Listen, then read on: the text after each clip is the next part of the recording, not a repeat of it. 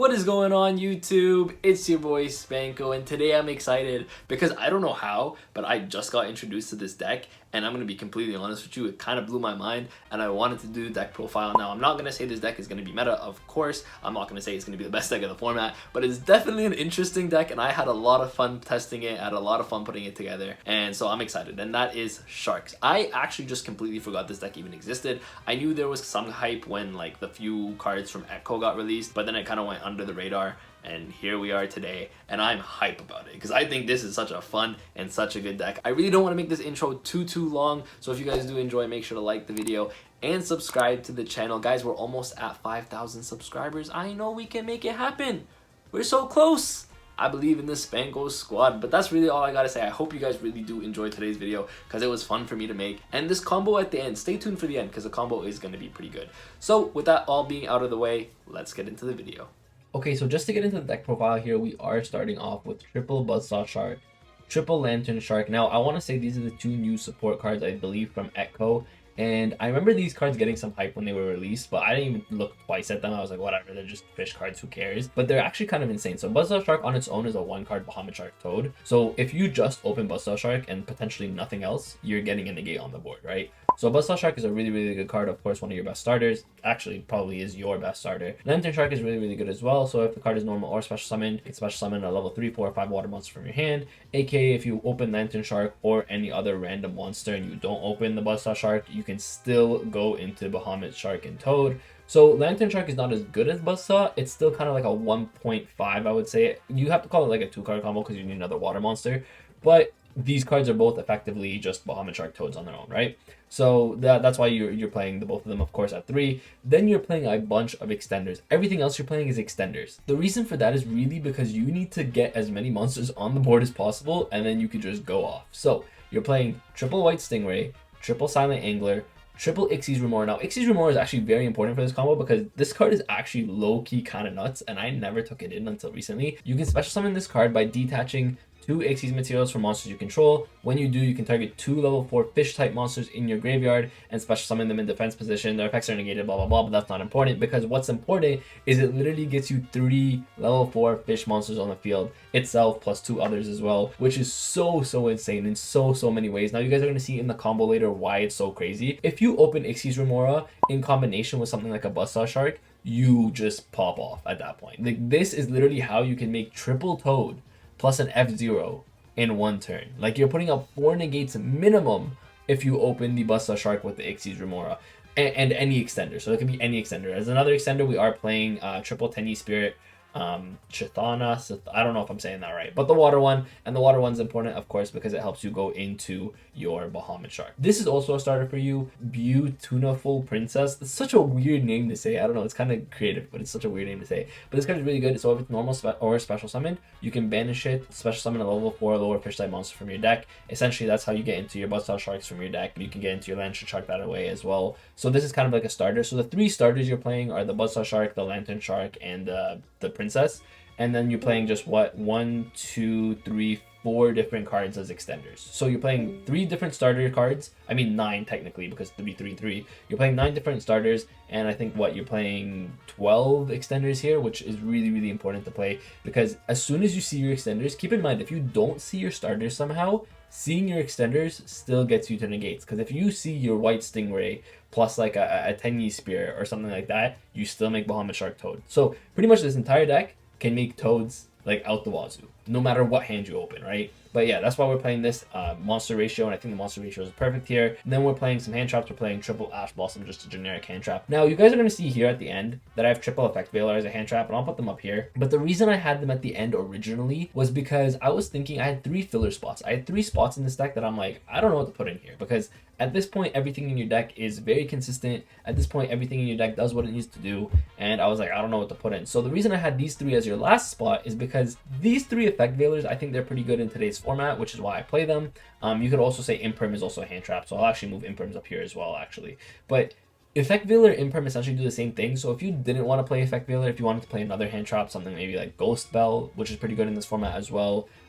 DD Crow is, I guess, pretty good as well. I don't see a reason why you would play DD Crow in this deck, but DD Crow, if you wanted to play any other hand trap other than Effect Veiler, I think you could swap it out, or you could actually just swap it out for more trap cards. And this is kind of built as a mid-range deck, so it's kind of weird. It's a combo deck, but it's also a mid-range deck at the same time, if that makes sense. I'll explain later how that works, but essentially it's a combo deck that puts up a bunch of negates, but you can slow the game down and kind of try to play it at your own pace. Like, hopefully that makes sense. Once you guys play the deck and once you guys like put the deck together yourselves, you guys will see what I mean by that. But essentially that's why I was thinking these 3 Veilers, I had them here as like the last 3 spots because these could be swapped out for anything. I think the best thing to do is to play more hand traps just so you can compete against the meta. So that's why I just put Veilers in, but you could be any hand trap, it could be more traps, regardless of what you want. Then we're playing 1 instant fusion and double retort fusion. These are just more extenders for you. So what did we say before? We're playing 12 monster extenders, and now we're playing what, 15, I think 15 extenders altogether, because your rare fish here is really good as well. These also help you in like the mid to late game after you first combo, and then like in the mid to late game you need more extenders because you've already used all your extenders in your first combo, let's say. Then that's how you have like the retort fusion, instant fusion. Or if you don't open any extenders and you open like, let's say, a starter, well then these act as your extenders, right? So that's why it's really good in that sense. Then we're playing triple desires. You don't mind playing desires in this deck. The only reason I don't mind playing desires is because you're literally maxing everything out at 3. So you don't mind playing desires and you want to get as much draw power as possible in this deck. You could also cut out, like, I'm a fan of playing 2 desires, to be honest with you. That's just me personally. I'm a fan of playing 2. I decided to play 3 in this deck because you really want to draw as many cards as possible. Again, 3 desires kind of sucks because then you desires into desires and it just is really painful. So you could cut this to 2, honestly, and then put another card in if you wanted to. 1 Called by the Grave, of course, so you don't lose to hand traps. Triple Solemn Strike. If you put up your Toads or your first turn combo with a Solemn Strike set, you're in such a good position. And like I said, these 3 cards, you know, honestly, they could be Solemn Judgments as well. I actually don't think Solemn Judgment is a bad idea. Actually, I'm going to write that in. And the reason why, I'm going to show you guys something in the side deck real quick. If I scroll down here, Solemn Judgment has to be in somewhere. Okay, so I'll put Solemn Judgments here. Okay, so the reason I'm actually bringing that up is because there's a card here called Blizzard. So what this combo loses to, and I'll be honest with you guys from right now, is this combo kind of loses to Dark Ruler No More. It's the biggest like thing that this deck loses to, because all your negates are going to be monster negates. You're going to be putting up 3, like in your best hand, okay? Your combo is 3 Toads, which I'm going to show you guys later, plus an F0 Utopic Drago Future, okay? So this board obviously just straight up loses to something like Dark Ruler. So if you wanted to main deck the Judgments, it's not a bad idea. I wanted to show you guys this card as well, Blizzard. Blizzard is also really, really good because it's kind of another way that you guys don't lose to something like Dark Ruler. So if you guys don't don't know what this does, it says target 1 face-up spell card your opponent controls, negate the effect, and then add it back to their hand essentially, and then they can't activate it again. So essentially, Blizzard is a side deck card. It would never be in the main deck. I'll be honest with you. So they'll never be in the main deck, but it's a side deck card because you don't lose to Dark Ruler. Solemn Judgment could be a side deck card as well, so you don't lose to Dark Ruler. But if you wanted to switch the Veilers here for Judgments, you guys could do that as well. And then I had Lightning Storms in here because this deck doesn't deal with back row too well. So if you wanted to play Lightning Storm, so if you're going second or you're stuck going second, you have a way to play against back row because this deck doesn't really play into back row that well. So yeah, these are just different options that you guys can play. I just wanted to give you guys different options and different opinions how you can play the deck. I think again, Blizzard should always be a side deck card, but you can make an argument that Judgment and Veilers could be swapped out and you could put Judgment in the main deck. That's just like however you guys want to play the deck. If you guys want to play even more mid-range, you guys can put the Judgments in, and then this way your Toads and stuff are always going to go off. You know they're always going to be safe, right? And then for the extra deck, since we're talking about Toads, we're playing triple Rare Fish, of course, 1 Zeus. Now this deck is actually very affordable. Outside of maybe the Zeus, the Megatons should be coming out soon, and there should be a Zeus in there, so it should be a little bit more budget friendly. So Zeus is kind of expensive, I guess, now you could say, but I think the Zeus is still very important in this deck. Obviously, it's an Xyz based deck. Then we're playing 2 Vespinite. This card is really, really good. The reason you want to play 2 is because you always use 1 in your first turn combo because it helps you use your Xyz Remora. So you always use 1 in your first turn combo, but later on in the game, like turns 3, turns 4, turns 5, you sometimes do want to make the second one so that sometimes you can put the Zeus over it. This can also do pretty big damage because it does piercing damage as well. So yeah, you always want to play 2 of this. It always comes up as 1 of in your first turn combo, but then after your first turn combo, it's pretty good as well. So again, that's why you're playing 2.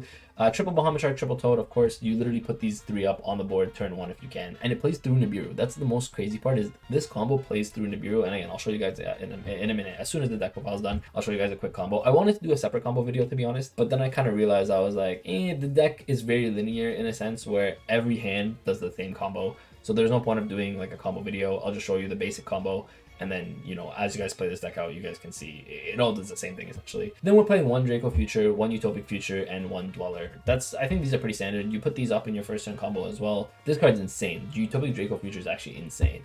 And then Dweller, of course, you're playing all water monsters, so Dweller is actually pretty strong in a lot of ways, right? And it's really good against a lot of the meta decks as well. So yeah, 1 Dweller. So that's it for the deck profile. It's 40 cards, obviously, in the main deck. Again, like I said, I just wanted to give you guys other options here that you guys can play instead of Veilers. Or if you guys want to play Veilers, you guys can play Veilers as well. But I'm excited to show you guys the combo, so let's get into the combo.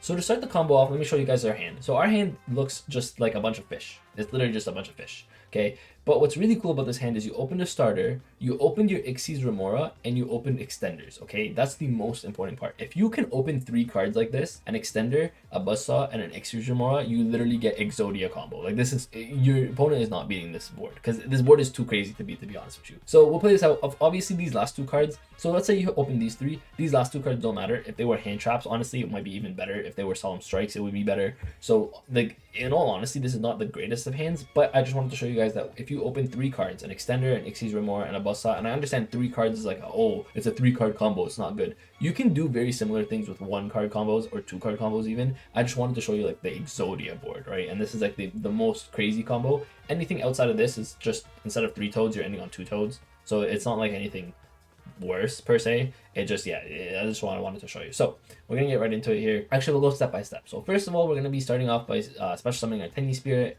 and then we're going to normal our Buzzsaw Shark. We're going to activate the Buzzsaw Shark effect, targeting itself, so we can special summon a fish from deck. Now it can be any level 4 fish monster. So if you wanted to summon your Lantern Shark, you could do that. Lantern Shark would be pretty good as well, because you would put another body on the board. The only reason in this case you don't want to do Lantern Shark with this kind of hand is because your Xyz Remora is going to need more space to special summon back from the graveyard. And so if you summon your Lantern Shark and then you summon another one from hand, then you don't really have the zones for your Xyz Remora. So yeah, that's why I wanted to show it to you guys this way. But yeah, this could also be Lantern. Assuming you guys don't have an Xyz Remora in hand, this could be Lantern Shark, and then you guys can keep going from there, right? So again, this deck is very linear in how it wants to play, but there's just so many ways to do the same play, right? So yeah, so we're going to summon this. Then we're going to make our first, by the way, this is 1, 2, 3 summons. That's really important to note, right? So this is our 3rd summon.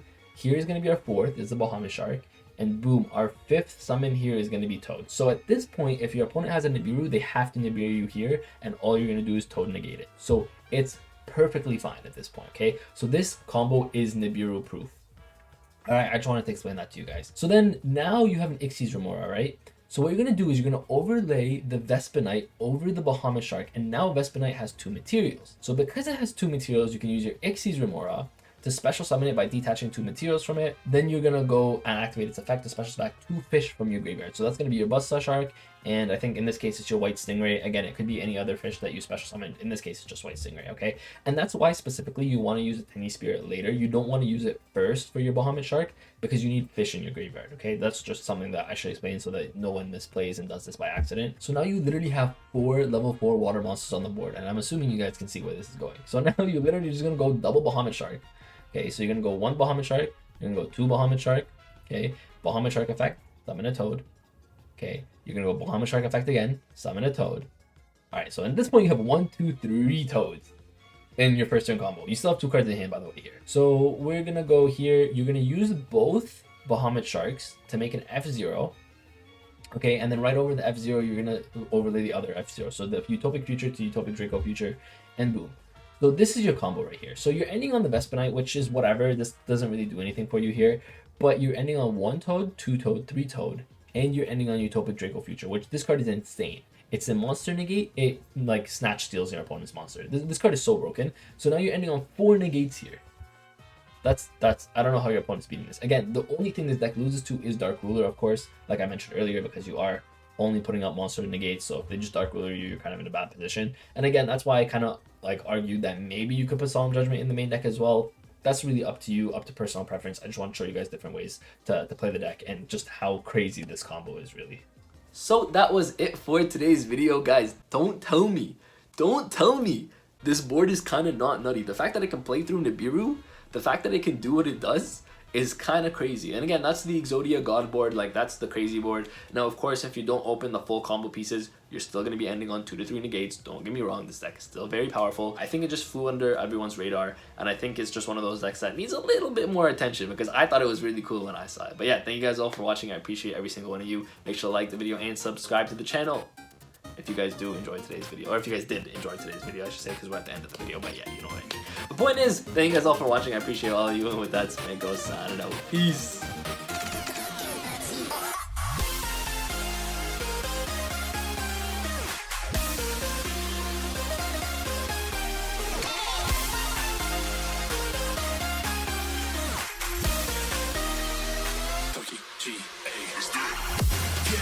Get up, we want you to get on your feet.